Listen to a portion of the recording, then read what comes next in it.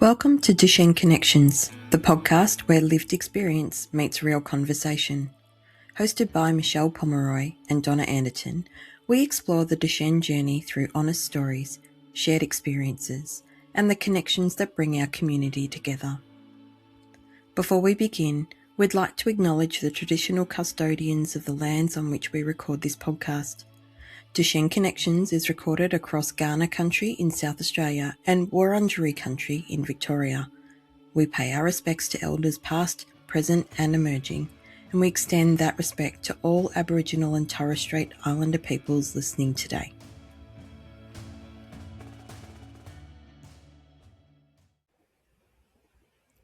Hey, welcome to Duchenne Connections podcast, where lived experience meets real conversation.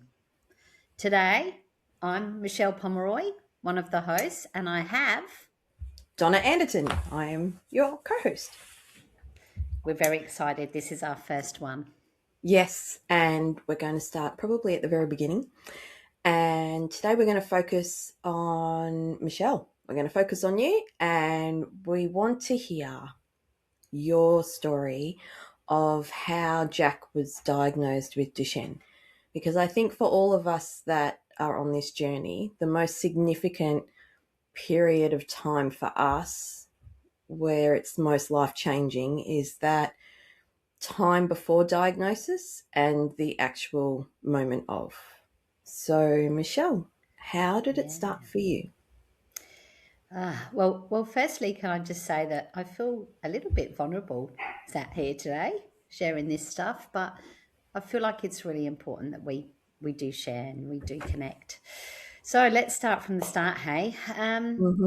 Okay, so I guess for me, I tried to have children for a little while and it didn't kind of work. I had a couple of miscarriages, which was really quite tricky. And then I sort of fell pregnant with Jack, and the pregnancy went really well. But he was due and he came 10 days late. So, you know what it's like when you're heavily pregnant and you just want this kid to come. It's like, man, I've had enough. We didn't know the sex of the baby. It was, I was a little bit older in terms of I wasn't in my 20s.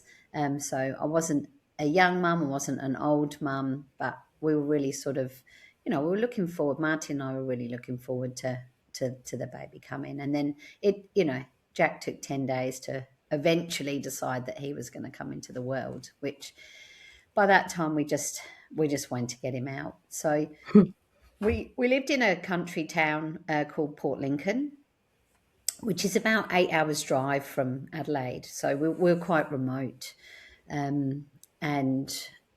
It wasn't, I think the population now is probably about 25,000. So, but at the time there was probably around 14,000 people in Port Lincoln. So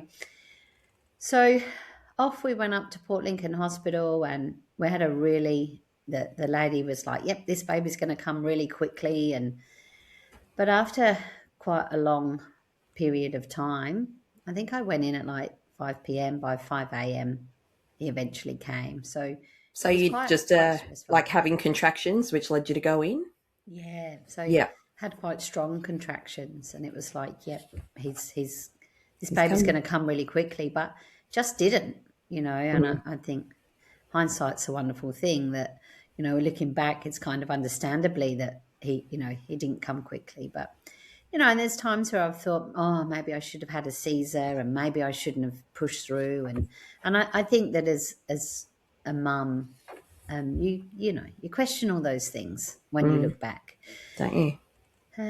But he was delivered, and always have a little bit of a laugh because Jack had through birthing they used a ventouse to bring him out, and it'd come off and then they put it back on his head. So he came out with these massive rings on his head, and he was this kind of khaki green colour.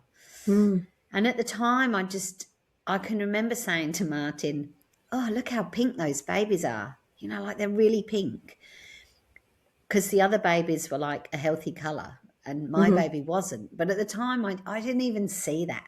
You know, it's No, just like, I've got this baby. that's it. You don't, do you? You're just so No, overwhelmed.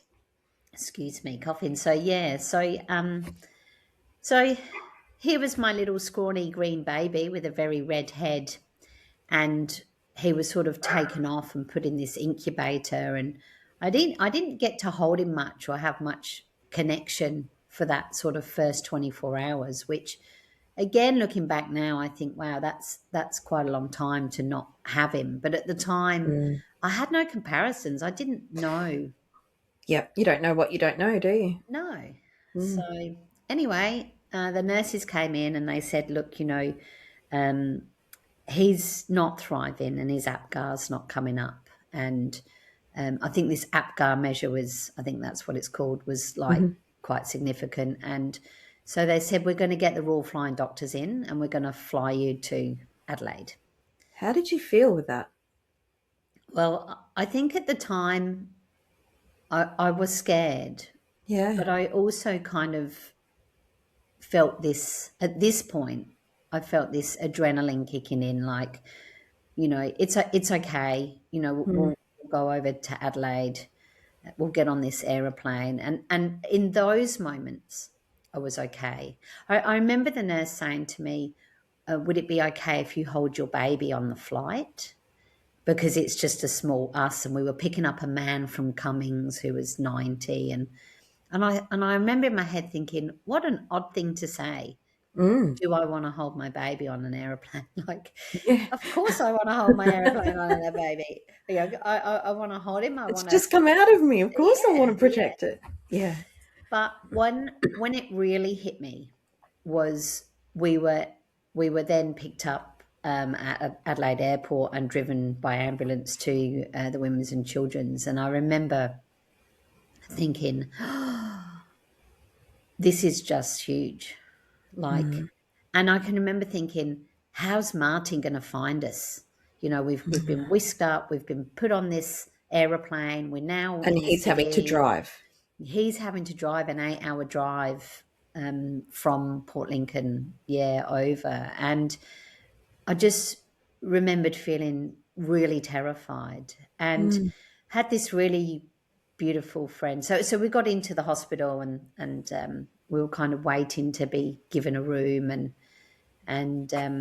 I've got this beautiful friend Maggie who used to wear red Dr. Martin boots, and her and her husband were on their way to Adelaide, and I can remember just sort of thinking, I remember there being a curtain and I could just see these two little red boots, and I remember at that time just really feeling really emotional that these guys were here. They were here from Port Lincoln, that I was in this scary place. I didn't know where I was in the hospital. It was going to be some time before Martin was going to arrive. And it was just really, really sort of overwhelming. And Yeah. to have my friend's boots underneath his skirt, and I was like, oh, I just need a hug from Maggie. And Maggie Yeah. was always the best person for cuddles and making you feel less scared about things. So Yeah. um, so we had some time in Adelaide Hospital, the Women's and Children's. That was our first sort of exposure. And I think what I got out of that was this inability to kind of, in that first week, this APGAR coming up. But also, Mm. I can remember the nurses saying to me, coming in and saying, have you fed your baby? And I was like, well, of course I fed my baby, like Mm. every few hours is going to need a feed. And I was breastfeeding at that point. Um, but it was this real kind of questioning from the nurses. Have you fed your baby? And it was, well, we need to see you feeding the baby. So I always had this kind of really odd medical feeling, And this is all within the first few hours of him being born? So this is 24 hours. So we had 24 Okay. hours at Port Lincoln Airport, at Port Yeah. Lincoln Hospital, and then we were then at the Women's and Children's for a week after that. So this is a Right. couple of days after giving Okay. birth. And I'd kind of got it. I'd got my feeding under wraps, and I was feeling pretty comfortable as a Mm-hmm. mum. Again, I don't know whether it was because just not being a really young mum, I was Mm. calmer. I don't Yep. know, but there were times when I felt completely overwhelmed in that period, where it was like I think it was almost like an out of control vulnerability. I was in a Mm. different environment. I didn't know what the environment was. I didn't know what was coming. And I'm a bit of a transparency person. I need to know what's coming. Yeah. So I feel like there were moments where I was quite comfortable with having this baby, and then I was being questioned, like Mm. what I found odd questions. Yeah. So anyway, we had a week there, and we headed back to Port Lincoln, and life went on. And at Mm. about 6 months, Jack got a really nasty cold, and I took him to the doctor, and the doctor was like, "Yeah, it's probably just a cold, nothing to worry about." And I was working at the time as a hairdresser then, and I can and remember my mum calling and saying, "This kid, he's not right. Jack's not right. Like there's something up." And I was a bit like, "Oh well, okay." Well, I took him to the doctor, mum, and she's like, "Yeah, I just something's not right." So I went home, and I headed up to the hospital, because in Port Lincoln it's a very small, it's like a level 3 hospital or something. So Mm-hmm. it's not that big, but there's always GPs up there, or GPs that are called up there to see. And there was an older gentleman, an older doctor, and he took one look at Jack and he said, "I think he has pneumonia." Oh, wow. So off we went for an X-ray, and sure enough, he had pneumonia. So meanwhile, it gets to sort of 6 months, and we go for our tests, like your 6 monthly check-in. Is your baby rolling? Is your baby sitting up? Can your baby sit? And no, no, no, doesn't do any of those things. Yeah. Um, so And was that they, alarming for them? Were they I sort of think, concerned? I think I think they were concerned that I wasn't concerned. I Oh, think okay. they were a bit like, well, but I suppose that's why they do these measures, right? I guess Yeah. that's why they do this, because they want to, they need to be able to tell parents. And for Mm. me, who wasn't an overly panicker, I was like, okay, well, maybe he'll catch up. Maybe we don't have to worry so much. Maybe that was a way of pulling the blinkers down and kind of ignoring the fact that it was there. I don't know, but in But those again, you don't moments, know what you don't know. It's your first child. yeah, and I Yeah. didn't have comparisons. So um, I was really fortunate that I had a really good baby group. Mm-hmm. Where your mum's baby group, and had a lot of really lovely mums that we all sort of really connected. And one of the ladies in the baby group was a pediatrician, and her Oh, husband wow. was a GP. Oh, good group to be in. Yeah, and I was very fortunate that this particular mum, who was the pediatrician, kind of conditioned me somewhat to what was happening. She never Mm-hmm. labeled it. And look, we didn't have Google then, so I couldn't rush off and Google. But she conditioned me enough that, she kind of brought to attention those differences in a really soft way. Yeah. And so it became quite apparent at 8 months that, Jack's head was still quite floppy. And, it started to become quite apparent that he wasn't like the other kids from quite early on, but really Right. from birth. Um, and I think that by 18 months, I really sort of started to go, yeah, okay, like there's something going on here. Mm. And at 18 months, he got another bout of pneumonia. Wow. And the doctor said, okay, we had a really good GP who was with us through birth. And she said, I'm going to send you back to Adelaide. I think that something's up. Okay. And I don't know what, but I think there's something up. So we went back to the Women's and Children's, and we kind of got stuck there. We were like 3 weeks in the hospital. And my mum came over, and there was a couple of things that happened. There was a particular doctor who had took a series of information from us. And I remember him kind of sat in this chair and kind of arm over the chair and his crossed legs. And he sort of said to me, look, I just don't think there's anything wrong really much with Oh, your wow. kid. Like, I think you're kind of clogging up the system a little bit. And, you know, I'm just, I'm not sure there's actually anything really going on here. So at that point, I was a little bit sort of taken back. But at that point, the whole fourth floor in the Women's and Children's went down with rotavirus, including Jack. So at the end of rotavirus, they pretty much just wanted to get everybody out of that hospital.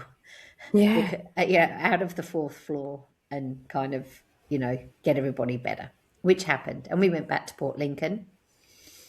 Which is really astounding for me to hear that you have someone in the medical profession who knows you really well, who's concerned enough to send you to the hospital, and then you're having professionals in the hospital go, I don't know if there's really a valid case for you to be here after being there for 3 weeks.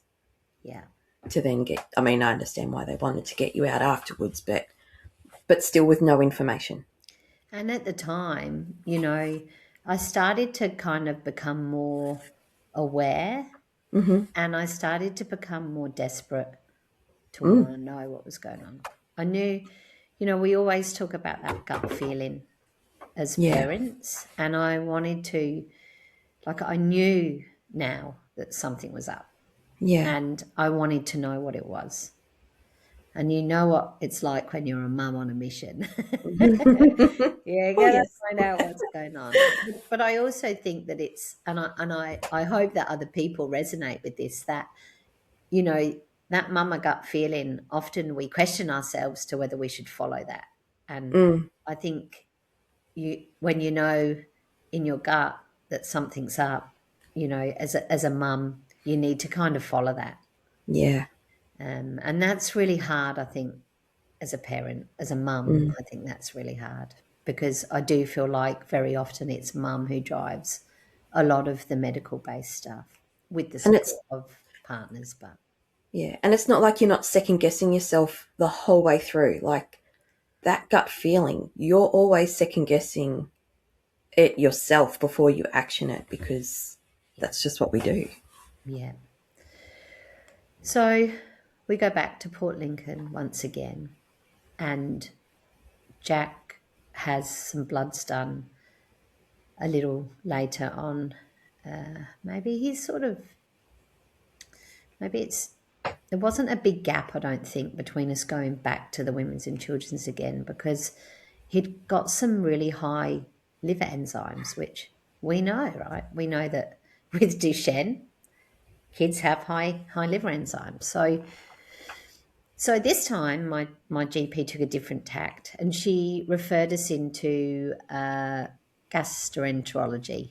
And we had this really, really great doctor contacted us and said, we're going to get you to come back over. And we understand that Jack has these high liver enzymes. So now we're in a different space at the Women's and Children's. And this doctor said to me, I'm going to find out what's going on with your kid. And it was like, thank you. Yeah. It was like, finally, someone's... It's very rare to hear that. So it's like, oh, thank you. Yeah. Especially after the journey you've had so far. Yeah. Just to get to where you are. Yeah. It was like, so, dear Jack, he said to me, I'm going to have to do a liver biopsy on him. Now, anyone who knows Jack, whilst we've been waiting for a diagnosis, I must just kind of add a few things on how he presented. So this was a little person who wasn't crawling. He was bum shuffling along the floor at times. He would hit his head against the wall. He had very little speech. He would become overly emotional. And I think that it wasn't just the physical elements. This was a kid who was displaying developmental difficulties. Like, And is he about 2 here? Is he about 2 years old? Or? He's heading towards 2 years 2, old. yeah. Yeah. Yeah. You know, not walking, bum shuffling, really late to get from sitting to standing, and had to be leaning on something when he did that. Yeah. So yes, we've got these physical elements, but we had these real big screaming outbursts, like intense. So there was obviously, you know, just not just the physical stuff, but there was, you know, this kind of, label it, behavioral stuff going on. Yeah. But for me, more emotional based stuff. Like, Yeah. I wouldn't be able to calm him down. He would get really, really anxious and not be able to calm down. And so the doctor's like, we want to do this liver biopsy, but afterwards you're going to have to keep him calm and still, you know, because it could rupture the liver, and, you know, and so I'm just thinking, like, how on earth what's he going to be like when he comes round? Yeah. And you always had that first time your kid goes under, you know, and it's just horrid. Like, you sit there in the waiting room and it feels like, you know, it's like a, I don't know, 20-minute surgery, but you just feel like it's hours, days. So Not eventually he comes back to the ward. So this poor kid's now gone down a liver biopsy, right, which is not the normal channels for diagnosing Duchenne. No. So he comes out and he is off his trolley. He is screaming and kicking his legs, and the nurses are saying to me, you need to calm him down. And I'm just thinking, honestly, how the F am I meant to do this? You know, like, I don't know how I'm meant to calm him down. And I think at this stage, hospital was starting to feel like a real stressor. Yeah. You know, we're back and forth. We don't know what's going on. We're here having this liver biopsy. You know, little did I know that a liver biopsy was a complete waste of time in terms of diagnosis. But this was the avenue we had to go down to get people to listen to us. Yeah. And we had a doctor who was gonna help us. Yeah. So we did that liver biopsy. And I can remember all the big weeks, as I would call them, coming out and around Jack, all stood around like this crib, you know, like the cots in the hospital. And I can remember one of them saying, has anyone done a CK test? Wow. So our doctor, who told me that the system was clogged up and that I was clogging the system up with my child that wasn't ill, he hadn't done a CK test. Wow. And because of that, which is the measure that's used to look at a Duchenne diagnosis, he led us down a different pathway. And so here's Jack. He's not had this CK level done. And I remember this other doctor saying, well, we need to get a CK done. And then this lady doctor said to me, I think I know what's going on with your son, but we're going to have to do a muscle biopsy. So we just had a liver biopsy. Now the poor kid's going to have to go under again, and he's going to have a muscle biopsy. Because in those days, it wasn't just the CK. That's how you're diagnosed. And it's quite traumatic. Yeah. Like, for children to have to go through that, which is why they don't do it anymore. Yeah. And a big chunk of muscle, out of the top of his. And they're asking me questions like, does it matter what side, we take the muscle? Are you for real? Like, no, I don't care what side you take it. I'd rather you weren't taking it at all. And then this muscle biopsy went off. So there was a lot of messing around in that time. This muscle biopsy went off to, I don't know, Wherever it goes, pathology. somewhere, another country. And so we wait. We go back to Port Lincoln and we wait again. And then I get this lovely call from the doctor who did the liver biopsy and said, we've now got you under neurology and we'll take a step back and they'll follow this through and follow up with you. So we go back to Port Lincoln. Life goes on, and Jack's now nearly he was diagnosed around 2.5. I'm not a very good date keeper. I don't keep dates well. I don't remember the date that it actually happened, but I just remember. Whereas I can tell you the minute and the day. Yeah, that's the teacher in you. That's why we compliment each other. Yes, I just like I can't. I'm just not good. I'm not good with that. But I don't forget the emotion or the feeling of it. But I just my dates are out.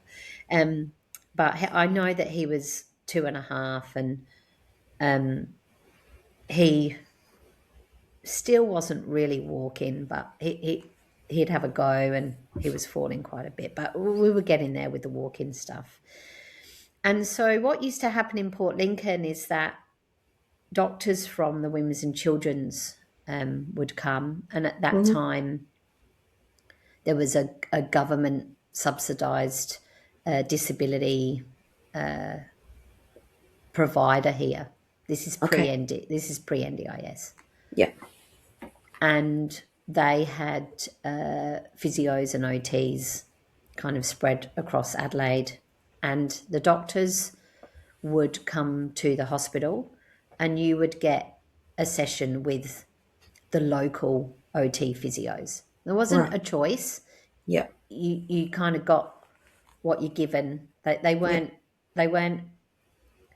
employed by the hospital. They were their own entity, but it was kind of like, I guess, a multi-D, an old-fashioned multi-D team. Explain multi-D for those of people that don't know what that is. So I guess multi-D is, you've got a multidisciplinary team of people. So you might have an OT and a physio, your doctor. You might have these days you'd have a support coordinator and a speechy, and all of those kind of people coming around a table to talk. So Jack had been referred into the child development unit, which was when we got flagged by our GP, we were then under the child development unit, and the doctors from the child development unit would come to Port Lincoln Hospital once a quarter or once every couple of months. And so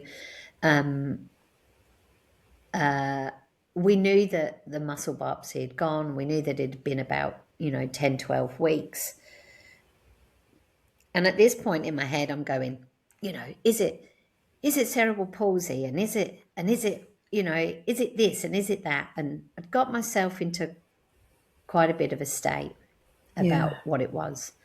But meanwhile, I also had this beautiful pediatrician in my mum's group who had sort of said to me, I think I know what's wrong with Jack. And she knew this early on. She knew this way before. I was wondering that. Children's. Yeah. I think she knew really early on. I also think that she just didn't want to scare the bejeebies out of me. And, I really appreciate how she was, because I think that she prepped me up enough to know partially what was coming. Mm. You know, she'd spoke to me about, I think he's got this condition and it's really not a very nice condition. Like, Wow. you know, and I really hope he doesn't have it. But Had she named it? no. Or just sort of hinting towards, I think I know what it is, but... She talked about what she saw. You know, she Yeah. talked about things like, I can see he's really struggling with his milestones and, you know, everyone in the baby group saw his what could be perceived as tantrums or, you know, Yeah. these were emotional outbursts. And I was And really, probably his lack of development, considering you comparing them as we do at Mother's Group. You look at all the toddlers as they're growing, they're all within weeks of each other. They must have been seeing significant differences yeah. between Jack and their kids. And Yeah. I think for me, they were such a beautiful group of girls that they never once made me feel like, oh yeah, he's, you know, oh yeah, he's different. You know, can't you see that? It was always, it was always kind of this, a bit of kind of unspoken love, but the lady who was the pediatrician, she really was like, hey Michelle, I think there's a little more going on here. So, but in my head, my head was like scrambled eggs because I was just like, I just want to know what it is. Like Yeah. maybe it's cerebral palsy, maybe it's, I don't know, but I just need to know. So, Michelle, just going back to Mother's Group for a second, and you said you were desperate to know, you just wanted to know. Did it ever occur to you, like, did you want to ask the pediatrician to name it? Do you mean the pediatrician in my mum's group? Sorry, yes, that's what I meant, Yeah. back to the Mother's No, Group, yeah. that's right. I no. I think she played it really well. I think that I think it would be really unfair of me to have wanted to want that information from her, but I never felt that urge to do that with her.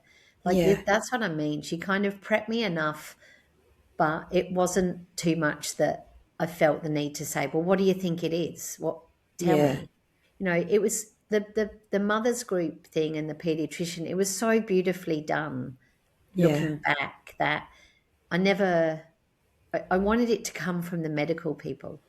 yeah, You know, we'd been through this massive journey. I yeah, wanted it to come from the hospital. yeah. I wanted answers.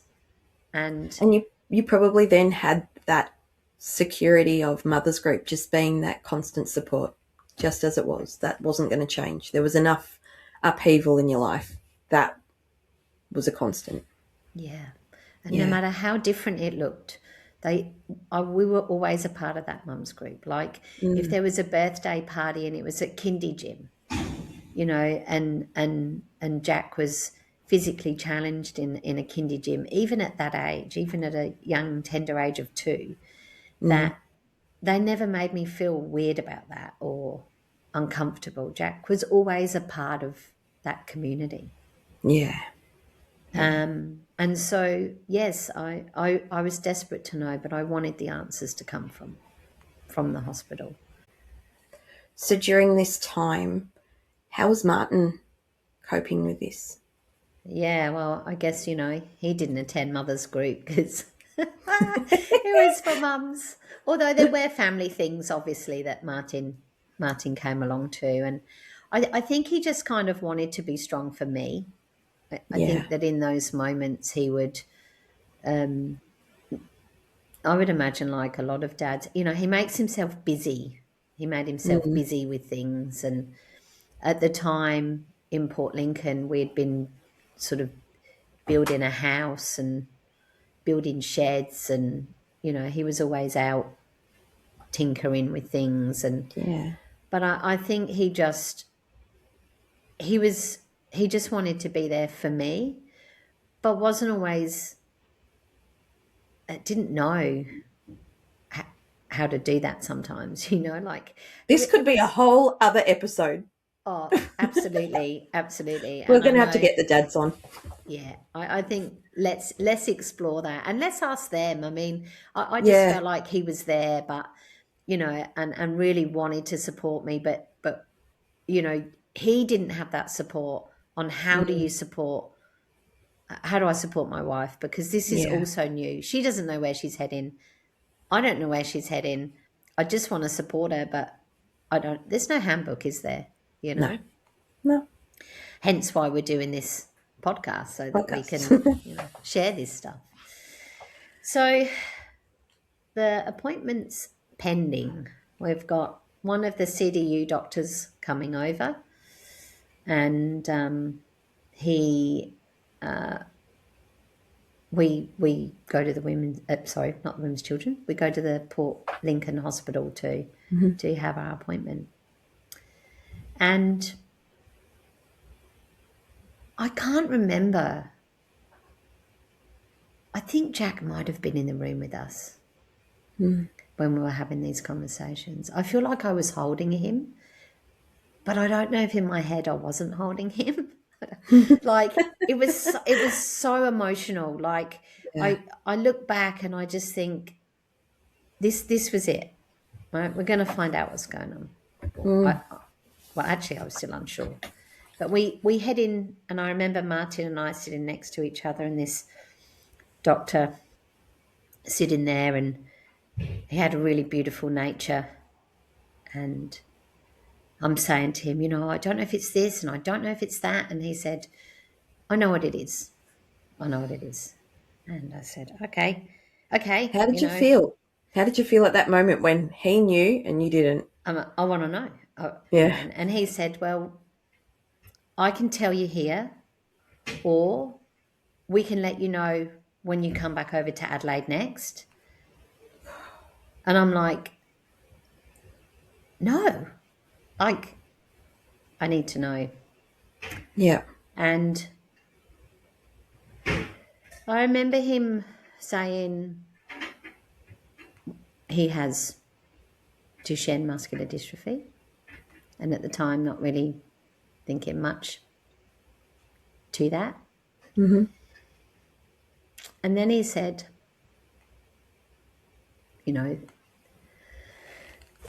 there's no treatment or cure for this, and it's going to really affect him. It's going to affect him. And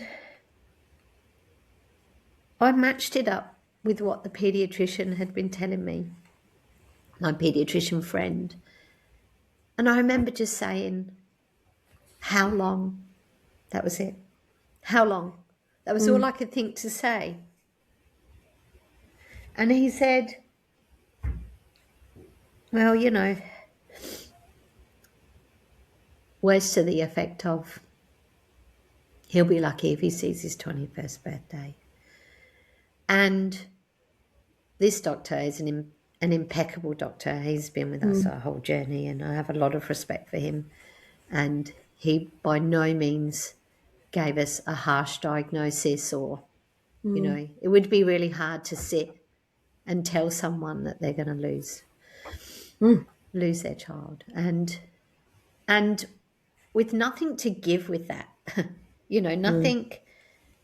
nothing to say. I mean, then there wasn't even really steroid treatment that we knew of. It was just like, there is no treatment. You just kind of love them. You go home and you love them. And I can remember the best way to explain it is that it felt like a freight train hitting me in the back. And I can remember gasping for air and thinking, I just thought, what the fuck? So we've got this diagnosis, and I'm sat there and I'm out of breath because I feel like a freight train's hit me. But then this panic kicks in of this doctor's going back to Adelaide. And it was like something switched in me. I don't know if it was adrenaline. I don't know what it was, but the idea is with these appointments is that you come out and you meet the multidisciplinary team. So outside there was an OT and a physio waiting and a social, I don't think there was a social worker, and I can remember saying, I just need a cup of tea. Yeah. Cup of tea fixes all, right? I think that's our lives together. We've always like, yeah, grab the tea. grab the tea. And I had this panic where I had to keep going. I didn't want the doctor to go back to Adelaide and feel like I'd got this big dump on me and Martin and what we were going to do with it. Like, what? Okay, there's no treatment, but... Was Martin there? Yeah. He was... He just kind of was like, he would just kind of back me on what he thought was... If I said this is best, he was like, yep, I'm going to go with what Shelley's saying. Yeah. This is... And so I remember sitting in another room with this cup of tea and thinking, I need a plan. We need a plan. Like, I can't have these doctors going back to Adelaide and wait 3 months after knowing that we've got this diagnosis. Yeah. I've got a pathway. I need to know. I can't do this unless I have the right people around me. And so we went into this room, and I can just remember this feeling of people looking at me, like the staff not looking at me in a bad way, but looking at me as if to say, how the fuck is she pulling this off? But they all understood that I couldn't, and this wasn't just me, it was Martin as well, but I felt like we needed to know who was there, who were our people in these moments. And we sat around this table and we came up with a plan for the physio and the OT to come and see us at home and so that journey started. So it was a really long journey to get in a diagnosis. And when it came, although I was prepared by some beautiful people, the shock factor within that, and I always say it is no shit like a freight train. Like it's the only way I can explain it, that you are just smacked in the back, because in your mindset as a human, especially in this time of our lives, is that everyone goes to, how do we treat this, right? How do we treat it? What do we do? We've got a problem. It's life-threatening, right? So that's the next step. How do we treat that? And to be kind of told that you don't was just, you don't know where you are. You can't make sense of it. And the grief is so, it hits you so hard that you just, it just, and I feel like it takes a good couple of years before you even start coming to the surface, to even processing really what's going on. And I mean, Jack was 2.5, so, and then also, how do you tell everyone else? Yeah. Yep. I'm quite conscious at the moment that, because I can see in creating this, Shelley and I can see we're both quite teary, but at the same time I see myself smiling. And so anyone watching this, the smiles come from, for me, understanding where you're at and how that feels. It's not smiling at just acknowledgement. Yeah, I get it. But And here we are, Donna, yeah, we're 18 and 20 years down the track. But, mm, for both of us, we're still, we're still heavily connected, but because, here we are 20 years later and we still feel the emotional, the of emotional those strain of moments. that. Yeah, Yeah, yeah. and And going back and just when you I just said think, before, and I remember the feeling, and bang, that's when for us the emotions just hit, because you do remember that feeling, and it brings back those it memories, just and never that goes, does it? no, Like it doesn't matter how far you're in your journey, you'll never forget those moments when the penny drops and you realize what these people are saying to you, yeah, and and everyone, as we keep promoting, everyone's journey is so unique and different, but the underlying emotion and feelings are so similar for yeah, all of us. When because you when you had that diagnosis and you knew it, and I know you said at the time you couldn't remember if Jack was with you or not, but when you saw him, do you remember how you felt when you saw him? um Or was there a moment when you saw him that you had this feeling of, so I remember now that he was sick. He wasn't very well, and he was actually at the Port Lincoln Hospital. oh wow, And I remember coming out.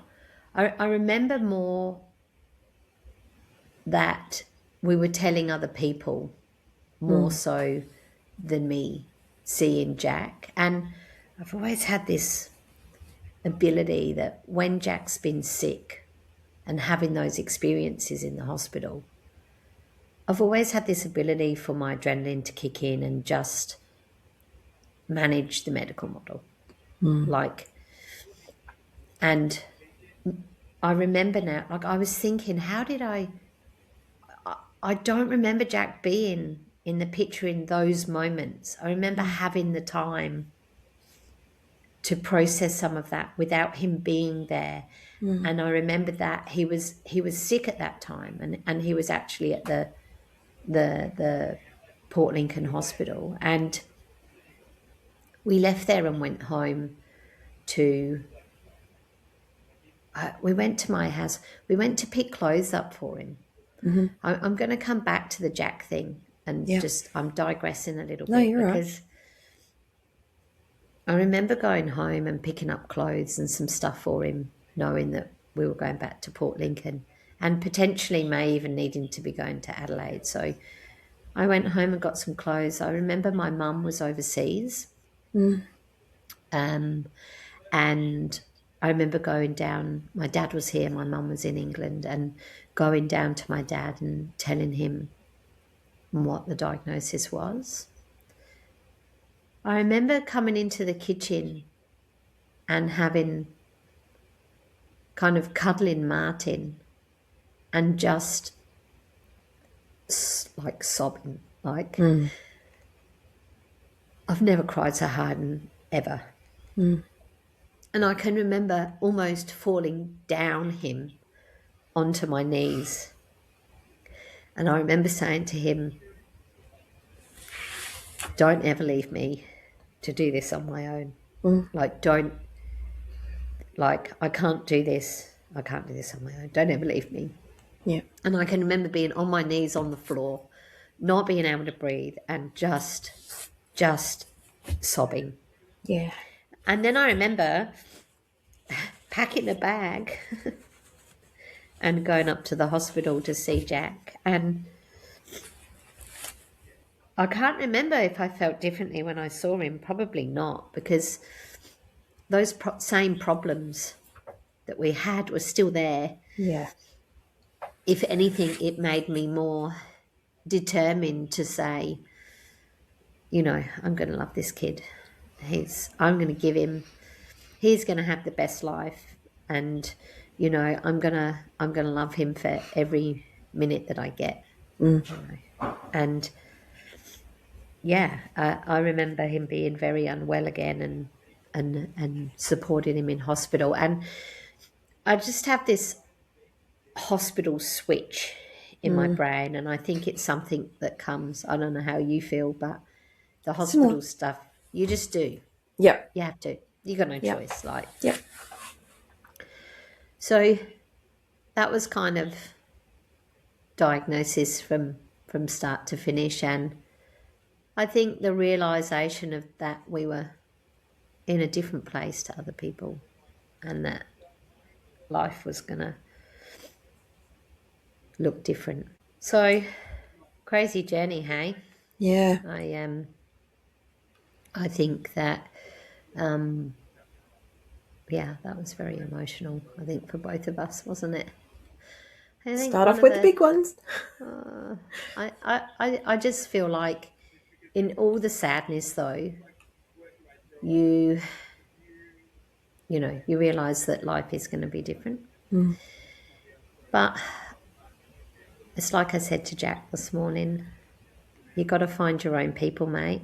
And when you find your people that are like you and follow those journeys, that's probably one of the beauties about the community. And yes, you and I never would have met if we hadn't have had boys with DMD. And we've always said that our connection is more than our kids. We connect really well as friends. So Yeah. but I do think that out of all the sadness, that connection's really important. And also the medical connection. I mean, that was a real rough medical journey, but having that doctor who was with us our whole journey after giving us the diagnosis, but coming around that round table and having people in our community also that were there at diagnosis and were able to support us, they're real positives, because I think that you're in such a chaotic, scrambled, emotional state when it happens. You really need the community and the community that you live in to wrap around you. And I think that's one thing that happens, even though where you're going, it's a bit like Back to the Future, isn't it? Where we go, it's a different, it looks different.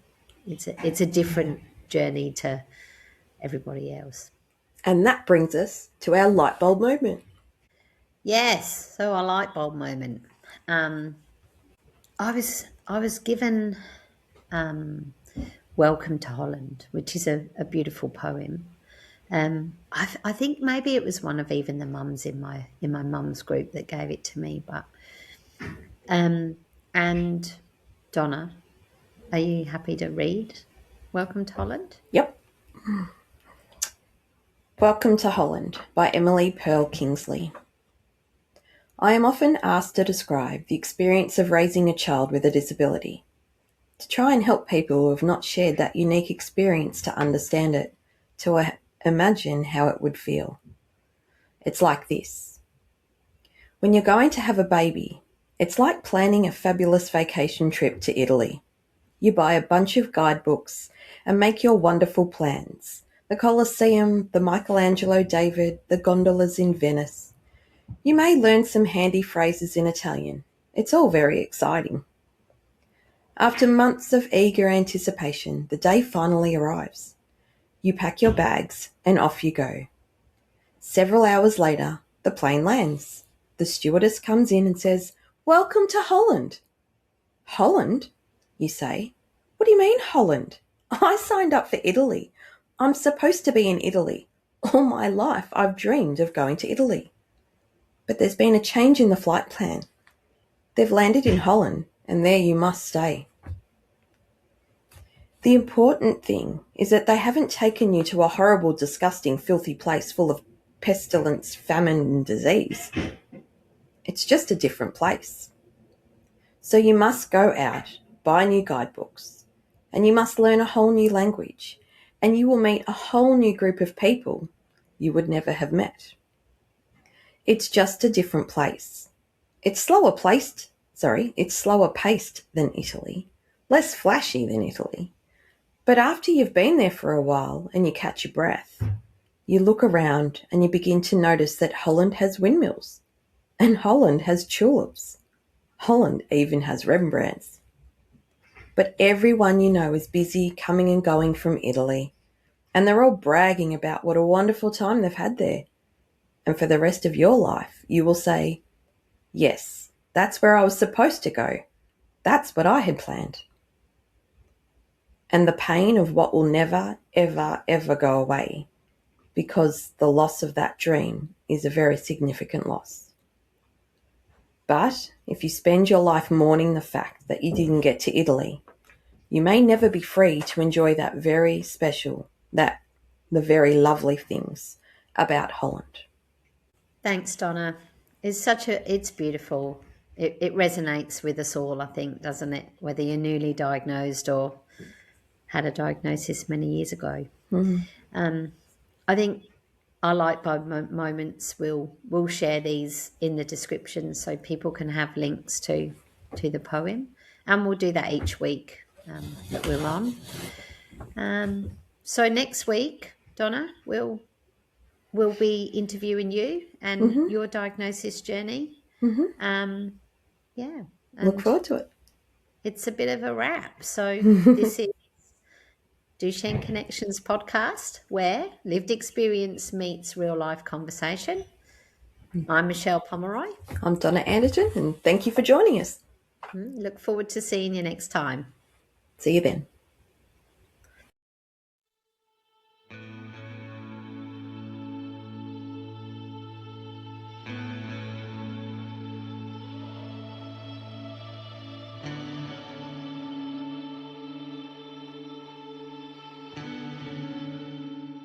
If today's conversation brought up thoughts, ideas or concerns, we want to acknowledge that while these discussions are informed by lived experience and professional knowledge, every Duchenne journey is different. The things we talk about may not be right for everyone, so we always encourage families to speak with their own support teams, including medical personnel and allied health professionals, about their individual circumstances.